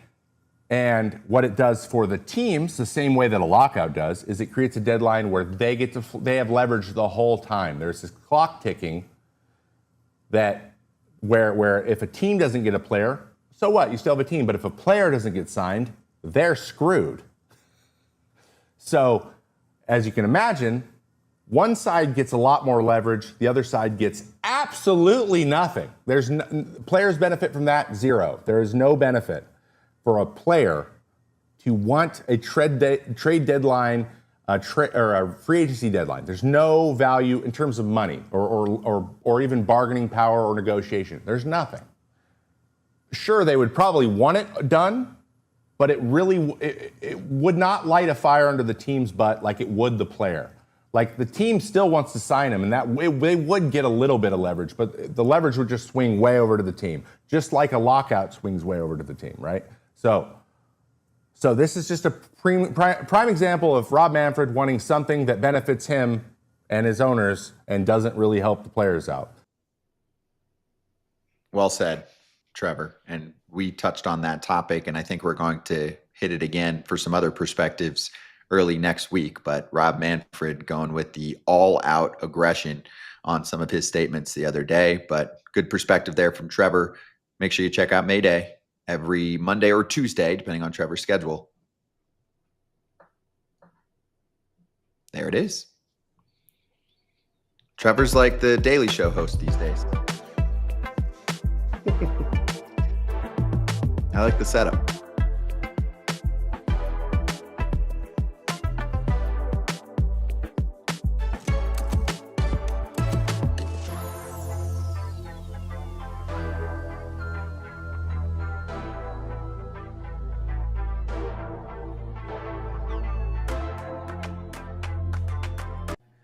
Hey, we're back with Andy McCullough, who writes for The Athletic. And aside from Clayton Kershaw and everyone that's been a part of what he was able to accomplish, today is also Andy McCullough Day, because he wrote a book called The Last of His Kind. He poured hours and hours of his life into highlighting moments like this. It's a biography of Clayton Kershaw. So this is the expert to talk about the topic. Andy, great to have you on. Of course, book available everywhere. But tell us what last night meant to you in terms of covering Clayton for this time period. Look at that. You can even scan it as you're talking about it. That's great. Yeah, I enjoyed Kratz's reaction. I also did not know. My birthday is next week, though. So, feel free to, send me tweets or something. And, for me personally,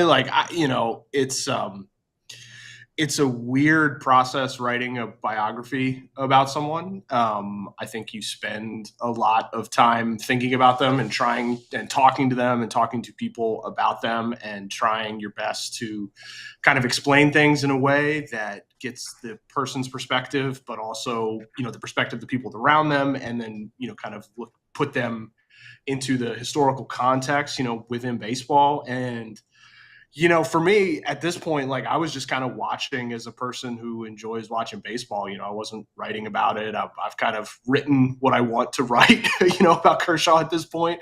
So I was just kind of enjoying it as a spectator. It was a really cool night in Los Angeles. It seemed like, it was awesome for him. Obviously it was, his family, all the kids were there with, his wife, Ellen. And the reaction from Dodger fans was really, really cool to see. So yeah, fun night.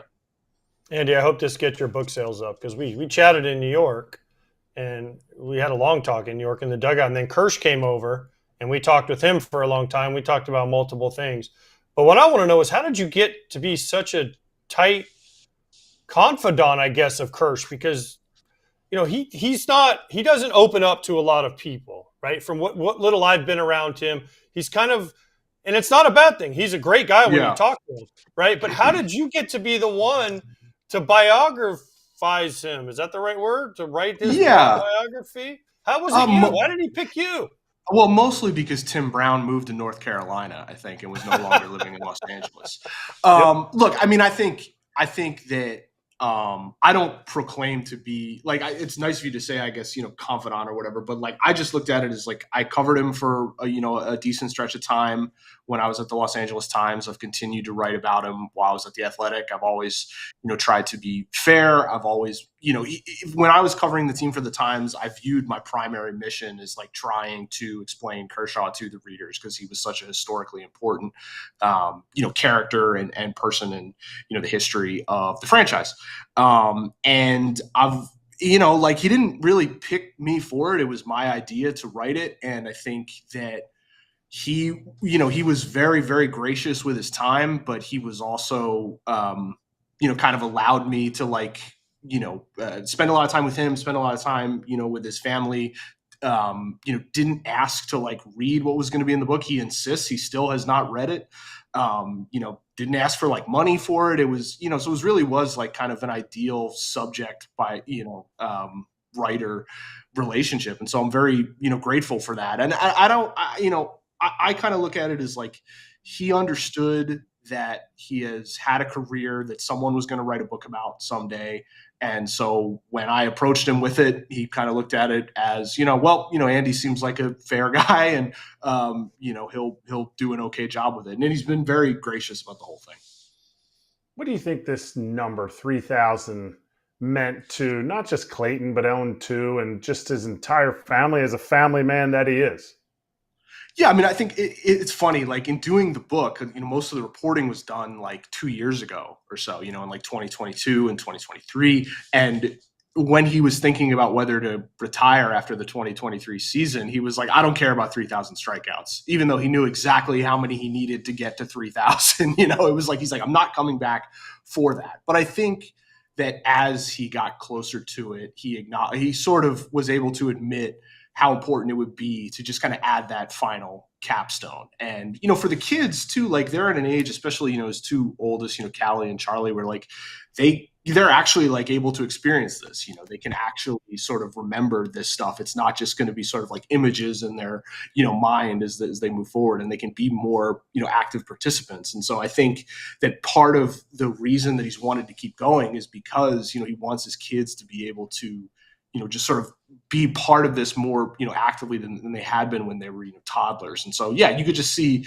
in all the shots of them at the ballpark last night, in the clubhouse afterwards, what a special moment it was for all of them. That's an amazing moment. What, 20th guy to get 3,000 strikeouts. There's a couple of things, though, I noticed. One, Will Venable came out and was arguing the pitch. If you notice the video from the side, you can see Will Venable comes out and argues. Listen, dude, that's just 3,000 strikeout. Right? Like, you can't argue that, okay? I'm sorry. I mean, it was in the strike zone. It was close. It was Will close. Smith didn't catch it the best, but whatever. Dude, it's a 3,000 strikeout. Like, you're not taking that away. And then second of all, it came right after Max's injury, which sucked. Yeah. So he had to kind of get back up after that whole long thing. And then the last thing for me is, what would it have meant if they wouldn't have come back and won this game, right? Yes, it would have been unbelievable. He got the 3,000. But then for the Dodgers to come back and win the game the way they did, it had to have been even greater for Clayton. Yeah, it makes it more of a storybook night, and it makes it easier for him to just kind of accept all the adulation that, he rightfully deserves for the achievement. I think it would have been a little bit more challenging to do that, in a loss. But, at the end of the day, like, losing a sort of random game in July, I think that he's gotten to the point where he understands that, I think part of in the conversations I've had with him, this year and late last year, like, he really is trying his best to just enjoy this process, to enjoy being in the big leagues. He knows his time is running short. And I think that one of the problems for players who are that good and hold themselves to that standard and, accept nothing less than, sort of everything from themselves is that it's hard to enjoy it. It's hard to enjoy the ride, because the standards are so high and so you're so relentlessly pressuring yourself. And I think that he is trying to maintain that standard while also acknowledging, like, to just soak it all in and to really appreciate everything he's been able to accomplish. We know this is historic, like AJ said, 20th, fourth lefty to ever do it. How about looking forward to the future? Are there guys right now that you're like, oh yeah, they could get there? Because we've seen Clayton Kershaw was the best. Historically was the best pitcher for the first 6 years of his career when he finally made it to free agency and was paid that way. Looking forward, we can easily look back, but looking forward, is this a number that we're just not going to see for a long time? Kratz, are you suggesting he's the last of his kind? Did you write about it in the book? I'll look. Something like that. No, but I think, like, if you had asked me this 2 years ago, I would have said I think Garrett Cole's going to get there, but given just the health issues he's had, missing a good chunk of last year and then undergoing Tommy John surgery, I think it's going to be a really long time before someone gets to 3,000. And that's even in an era where strikeouts are way more prevalent. And it's just, part of, what I was trying to capture with this book is that, Kershaw, along with, Justin Verlander and Max Scherzer, really are kind of the three last guys who really have that sort of connection to what it meant to be a number one pitcher in the same way that Tom Seaver and, Bob Gibson and Pedro Martinez and all those guys, that they were held to the same sort of standard. The game has changed so much. And so, someone probably will get to 3,000 strikeouts again, but it's going to be a while for sure. Andy, is Kershaw loved as much as he should be? I think people look at the postseason stuff in the past and say, oh, well, he couldn't do it in the postseason. He's got 2 rings. He's got 2 rings. And there are some moments where he has absolutely dominated in the postseason. But there's the Cardinals thing where they trolled him earlier in the year and that whole thing that they did. But is he appreciated as much as he should be, even if you did write a book about how great he is? Certainly in Los Angeles, right? Like, I think you can see the way that Dodgers fans have reacted to him, not just last night, but even like after the parade, in 2024, Kershaw did not play a major role, in the 2024 season. He was injured for the postseason, and he gets one of the biggest pops, for his speech after they come back to Dodger Stadium. So I think in LA, he's probably properly appreciated. And I think among, like, baseball heads, real seam heads, people who like love the history of the game, there's a proper, sort of recognition of what he's achieved. He really is the best pitcher ever in terms of run prevention, of like not letting guys score. There's never been a better pitcher at that. But, like around the sport, look, we live in a hater-based culture. And so, like, of course, Padres fans are going to make fun of what happened in the postseason, and Cardinals fans. That's just like, that's modern sports. And that's okay. That's kind of what powers the whole, sort of industry, besides gambling. And so, like, it's, that just kind of is what it is. I think in LA, though, like, he is certainly beloved. Any update on Max Muncy? He's scheduled for his MRI this morning. Do you have any update? No, we'll see. I suspect there will obviously be an IL stint, and just a matter of how serious the injury is, though. Okay, so more broader. When we look back at like other teams, like I think of like Cleveland back in the day. It was like, whoa, all those guys were in that lineup. It's like this many Hall of Famers. This Dodgers team. It made me think of it because Freddie Freeman now, I think he's 3rd in the live ball era in walk-offs from his walk-off last night. I think he's got 17. how many Hall of Famers do you see guaranteed on this team? Obviously, yeah, Kershaw, Freeman, Betts, Otani. Am I missing anyone obvious there? that's currently on the team. Yeah. No, I mean, those, but that's, if you have 3 at the top of your lineup, that's generally pretty good. That usually plays well. And also too, like, I think that Freddie Freeman is like, it kind of is like a historically underappreciated great player. Like I feel like every time I'm asked about him, I think he's just like the best hitter in the world, even if the stats, don't say it. But like in terms of just a sense of the moment and, sort of the ability to rise to the occasion, like he really is as good as it gets. Play with him, Andy. Play with him for a year and then tell me he's underappreciated, because I got to play with Freddie for 2 years. And 2015 Player of the Year over Freddie. So yeah, he's pretty good. That probably cost him in fans' eyes. But no, if you play with Freddie and you see what this guy does every day, and he wants to play every day, that's the key for me. He wanted to play 162 games every year, and that's so special to me. He goes through his ups and downs like every hitter.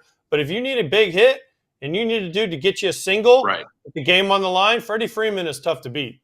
Yeah, I think I've said this on the show, but like if for some reason I was caught in some sort of hostage situation and there was a runner at second base with 2 outs and I was given one hitter that needed to get a hit, to save my life, it would be Freddie Freeman, certainly. I would read. I don't know why I would be. Yeah, I don't know why I would be in that situation. Like a lot of things would have had to have gone wrong, but theoretically, I would definitely want to know how Andy McCullough got in a hostage situation. And how Freddie got him out by Freddie's like, who's this guy? The left side. Thank you, Freddie. Yeah. Sure. I'm still Seager on that one, I think, by the way. I don't know. I think he's that's up there, which is crazy, the former Dodger. But yeah, those two probably I think stick you're out. dying, Scott. Yeah. Andy's living. Scott, you gone. Yep. I'm gone with Corey Seager. Yeah, I mean, it's a great try. If you're like Seager he does have sort of like, he does Jedi mind tricks where somehow they throw like a first pitch fastball like all the time. Why? It's just like it's like he has like a homing beacon where he brings in a fastball and you're just like, why'd they do that? Did they not have scouting reports? They're like, there's no way he's swinging this time. It's only 55% that he swings. Yeah, right. We did that a number of times for our post-game shows in 2023. We were like, I don't get it. What is everyone else seeing that we're not seeing? That's scouting. He does some sort of mind trick. Yeah. That was Derek Lee. Hey, that was Derek Lee back in the day. Derek Lee would have 4 at-bats. He'd get 4 first pitch heaters, and he'd get 4 hits. And you're like, why do they keep throwing him that? I don't get it. Andy, good talking to you, man. Appreciate the time. And one more little plug on the way out. Go check out the book, as we showed you at the top. Give it a little scan. Thanks, Andy. Thanks for having me. It's fun. Yeah, of course. Andy McCullough from The Athletic. Give him a follow on Twitter as well. Watch Venable. Right. Come out of the dugout arguing right here.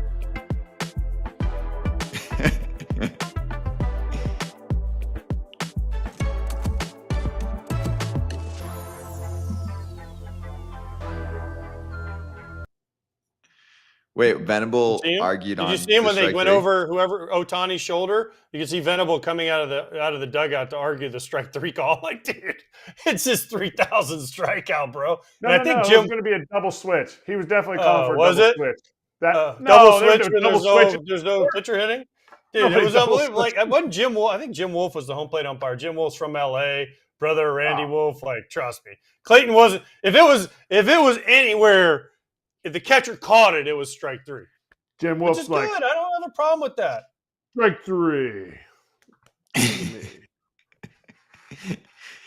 My thing is, if this is September 28th and it's the thick of a playoff race with 2 teams, it could decide the season. It's the White Sox against Clayton Kershaw. Wow. I don't know what the box said. Was it in the zone? I mean, it was. No. When I looked at the highlight, I didn't see it with the box, but it looked close enough. No, it's in the box. It dotted he was inside though, and it dotted like the very other side of the strike zone. But again, dude, they're playing the White Sox. It's at home. It's his last. Everyone knew that was his last hitter. They threw the guy out at third. They threw out Taylor at third, hurt Muncy's knee. Everyone knew. That's why the fans were going. If you watch this, it was so cool. The fans were going crazy. They knew it was the 6th inning. He got through 6, right? Grinded through 6 to get to this point. He had 12 two-strike counts, and he got 3 strikeouts. 12 of them. He just could not get the last one. It's like that dude that's sitting on 499 homers, and you're just like, is he swinging for it? Is he trying too hard to get that last strikeout? Is he trying? Like, he just couldn't get it done. And then he did. Now he's forever immortalized. 3,000 Ks. They might need him down the stretch, and really more so in the playoffs. So you want to get more swing and miss out of Clayton. 100%. Yeah, he gave up 9 hits. But this is not the same league at all, but I was on 1999 hits for my career, and we were in Atlanta, and we had a 4-game homestand, and my family flew in for it, and I was trying and I couldn't even hit the ball, because I just wanted to get that hit. So they were there, and then we went on the road in Boston, and I got it my first at bat, and there was nobody there, and the Red Sox didn't even acknowledge it, and it was kind of wah, wah, wah. It was such a buzzkill. I mean, it was cool, but it was such a buzzkill because, again, it's not the same level of thing. But to get to that, I wanted, my family was there, and I wanted to be able to celebrate, and it didn't happen.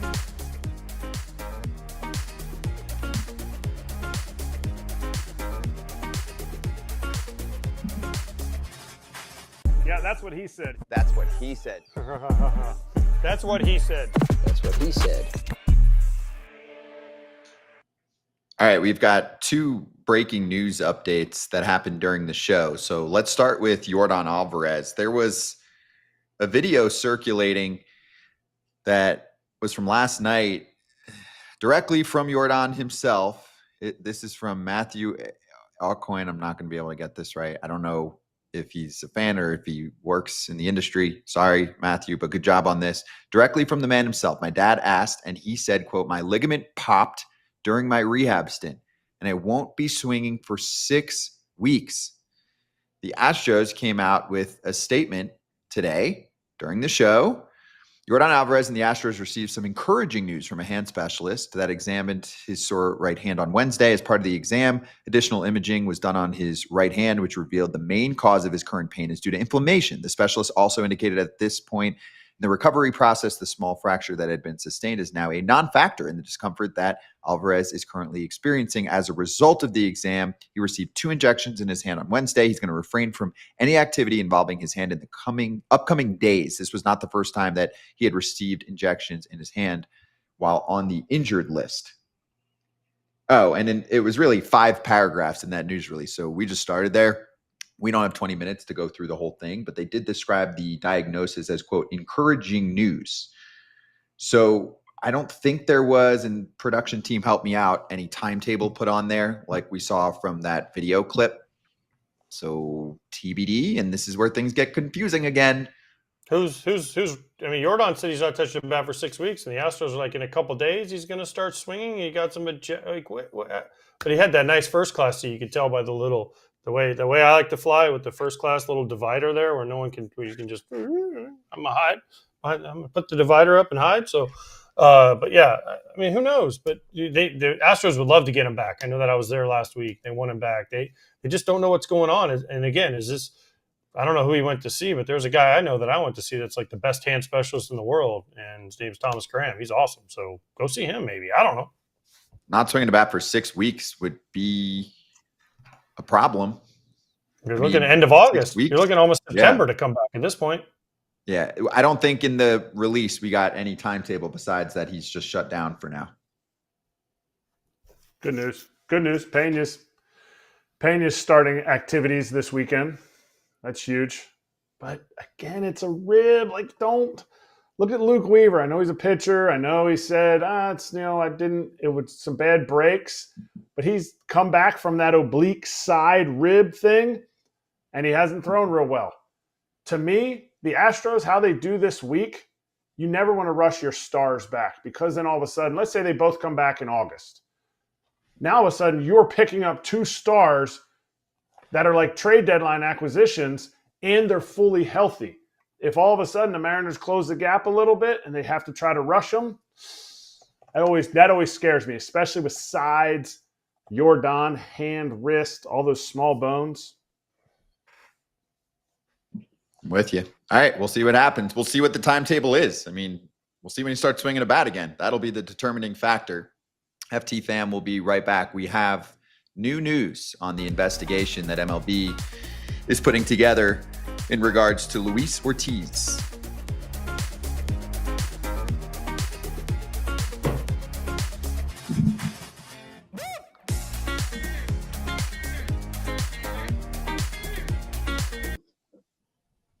Hey, we're back. We'll finish with that news. We'll get to it when the TV crowd is back too, so we can incorporate everyone. But yeah, it ended up being a pretty lit news day. Yeah. After I thought it was really nothing besides Kershaw getting his thing and Max. I really hope Max. We didn't really hit on it much, but I hope Max's injury is better than what it looked, because at the moment, Look bad, and hopefully he's better. Never speculate on injuries, but the way he was holding his knee, that's usually a bad sign. They had to help him off the field. And listen, and people, Dodger fans are gonna be like, "Oh, Michael A. Taylor, that was just a weird play where Max was moving, his foot got planted, his helmet hit him in the knee. It was just a freak thing that sometimes happens." And get well soon, Max, and hopefully it's not as bad as it looked when you were on the ground. But hopefully you're back soon, because he was raking. Got them glasses and raking. And remember how we talk about variety in a lineup? We talked about that yesterday with Luis Ortiz. Max Muncy sees pitches. He's a quality AB guy. I mean, even his strikeouts, it's often 5-6 pitches deep. He's working a full count. It's a borderline pitch. He's a quality AB, right? Even when he's slumping, it's often a pretty good at-bat.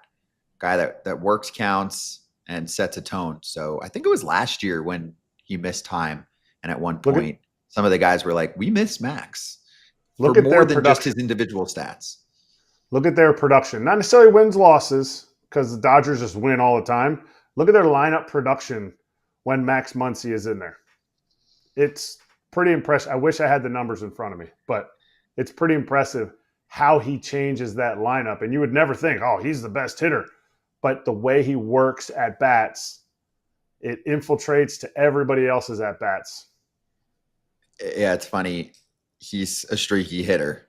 And sometimes when he goes through that slump, people lose their minds. It's like, yo, everyone's a streaky hitter. Everybody slumps, though. Look, I mean, we just talked about Freddie Freeman. He goes through it. Mookie Betts goes through it. Shohei goes through it. Rafael Devers is going through it. Everybody goes through a slump. I mean, It's baseball. It's really hard. That's it. It's really hard to hit a baseball. So I've heard. Yeah, Judge just went through a slump for a couple weeks and now is back.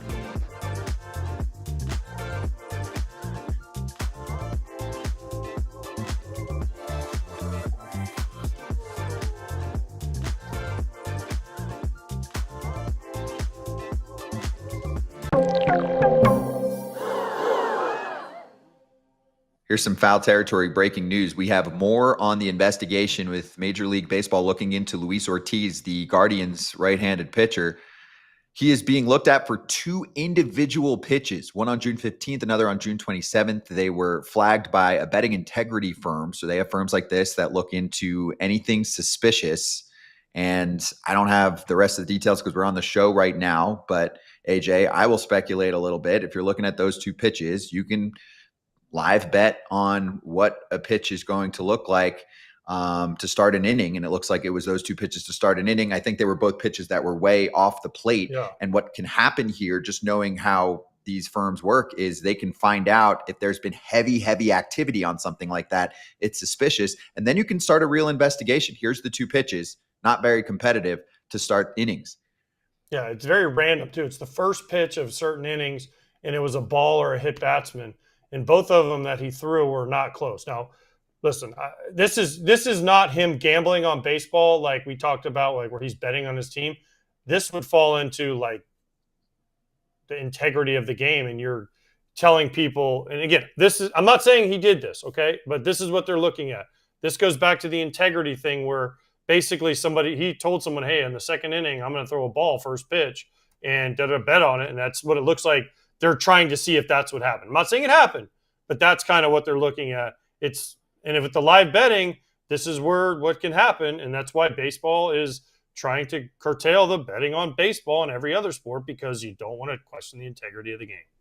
Hold up. That is betting on baseball, though. No. But I mean, not betting on your affect the team. outcome. It's a different thing than people think about, right? Meaning like wins and losses, like what we talk about Pete Rose, he was betting on his team to win or lose, right? This is a different way of it, but it's not the typical like betting that people talk about. It's actually scarier because it's one that you can control more. And this stuff has happened before too. Same thing. You go back to the offshore books and all of that, and you can do individual micro bets, stuff like this. So again, we're in a situation where we might have caught something and that it's at least flagged. And it also has to do with, people need to understand, it has to do with the amount that was weirdly bet on that pitch, on those two specific pitches. Not just like, oh, I've seen pitchers throw yard darts. Don't just look at oh man, that guy, he definitely threw a yard dart on that one, where it's like the dot is in the grass on the screen. Like, it's because the two matched up. Like, that's weird. There was a lot placed on that individual pitch. So who knows? And this is not, another thing I think people need to understand, this is not a Major League Baseball thing. Like, Major League Baseball is not covering this up. Like, this is an investigation outside of Major League Baseball. They're just placing him on leave right now until it is cleared up. Yeah, the alerts were flagged for bets in Ohio, New York, and New Jersey, betting on the result of the first pitch. Yeah, but if you notice, let's say the guy, whoever's hitting, swings it. He made, what they're saying is basically he knew that what they're looking into is if somebody got to him and said, hey, first pitch in this inning, can you throw a ball, right? And then he throws, so far out that even whoever's hitting couldn't swing at it to make sure it was a ball. That's what they're questioning. Not saying not saying he did it. Not saying that at all. But that's what the investigation is about.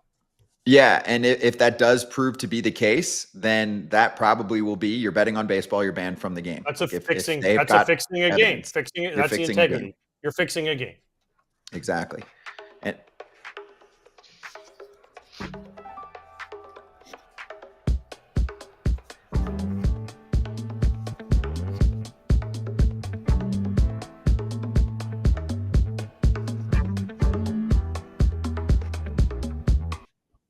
all right, another minute here. We had to say bye to the TV crowd, but we're back. They have good systems in place. So, for example, let's say they look at Ohio and they're like, usually the average handle on betting first pitch in an inning or the third inning is $10,000 total, right? From tens of thousands of people, whatever. They might be like, wait, there was $1 million placed aggregate on this particular pitch.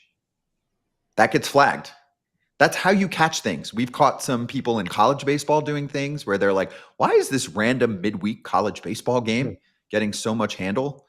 That's how things get flagged. And sometimes there are people that are really smart and they try to spread it out across a number of books. And then you have these integrity firms that have all of the books working together, or they at least have access. And that's how you're able to look at this as an investigation, both for a league, and this stuff can turn into criminal investigations as well. So keep all of that in mind. The coach at Alabama, remember a couple of years ago, got in trouble and got fired for a game against LSU that got flagged just like this, where his friends allegedly bet on Alabama losing and the coach was somehow involved. I don't know the details, but it's kind of the same thing, right? It's like, we have a meeting. We used to have a meeting in spring training with Michael Francesi. He was a mafia guy, right? And he would come in and talk about how they used to get guys to throw games or set up games or whatever, rig games, whatever it was.